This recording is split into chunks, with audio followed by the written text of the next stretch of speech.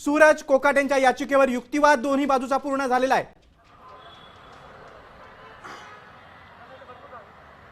निश्चित गिरीश, जोरदार युक्तिवाद जो आहे तो कोर्टामध्ये करण्यात आलेला आहे। सरकारी वकिलाकडून देखील युक्तिवाद करण्यात आला आणि त्यानंतर माणिकराव कोकाटे यांच्या पक्षाकडून देखील युक्तिवाद करण्यात आला आणि या सगळ्या घडामोडीमध्ये जे आहे ते कोर्टाने माणिकराव कोकाटे यांच्या पक्षावरती मोठ्या प्रमाणात टिप्पणी केलेली आहे। जे काही पुरावे, जे काही फॅक्ट्स माणिकराव कोकाटे यांच्या पक्षाने मांडलेले होते संपत्तीला घेऊन, त्यावरती कुठेतरी कोर्टाने जे आहे ते टिप्पणी केलेली होती आणि त्यानंतर आता दोन्ही पक्षाचे जे युक्तिवाद आहेत ते संपलेले आहेत आणि आता न्यायाधीशांकडून निकालाचं जे आहे ते वाचन करण्याची सुरुवात झालेली आहे। दोन्ही युक्तिवाद ऐकल्यानंतर, दोन्ही युक्तिवाद झाल्यानंतर आता न्यायाधीश नेमकं काय निकाल देत आहेत, नेमकं न्यायाधीश काय निर्णय देत आहेत हे पाहणं फार महत्वाचं आहे। साऱ्या राज्याचं लक्ष जे आहे त्या निर्णयाकडे लागलेलं आहे, कारण याच निर्णयामुळे एका मंत्र्यावरती, जो मंत्री राहिलेले आहेत त्यांच्यावरती अटकेची कारवाई जी आहे ती होणार आहे। मात्र माणिकराव कोकाटे जे आहेत ते सध्या आता लीलावती हॉस्पिटलमध्ये उपचार घेत आहेत। त्यांच्यावरती आजच अँजिओप्लास्टी झालेली आहे आणि थोड्याच वेळात तो देखील रिपोर्ट जो आहे तो येणार आहे आणि त्यानंतर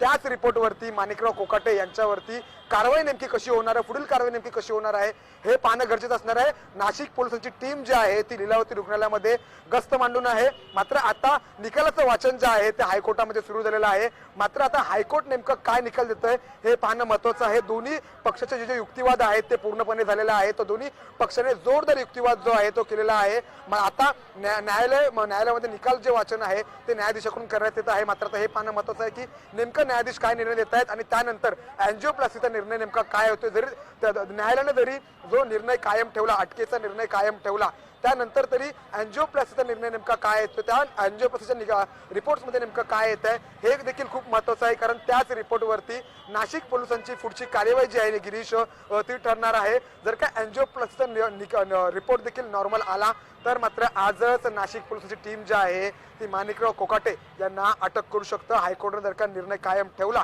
किंवा मग हायकोर्टाने कुठला वेगळा निर्णय दिला तर मात्र पुढील पाहणं, पुढचं काय असणार आहे ते पाहणं महत्वाचं आहे। पण मात्र जर का हायकोर्टाने आता निकाल वाचनाला सुरुवात केलेली आहे आणि हायकोर्टाने जर का निकाल कायम ठेवला आणि अँजिओप्लास्टीच्या रिपोर्टमध्ये देखील नॉर्मल जर का तो रिपोर्ट आला तर मात्र आजच माणिकराव कोकाटे यांना अटक होऊ शकते। गिरीश, देश विदेशातील प्रत्येक घडामोडींचे लाईव्ह अपडेट मिळवण्यासाठी आता साम टीव्हीच्या सर्व सोशल मीडिया प्लॅटफॉर्मला लाईक, फॉलो आणि सबस्क्राईब करा। तसंच सर्व नोटिफिकेशनसाठी बेल आयकॉन प्रेस करायला विसरू नका।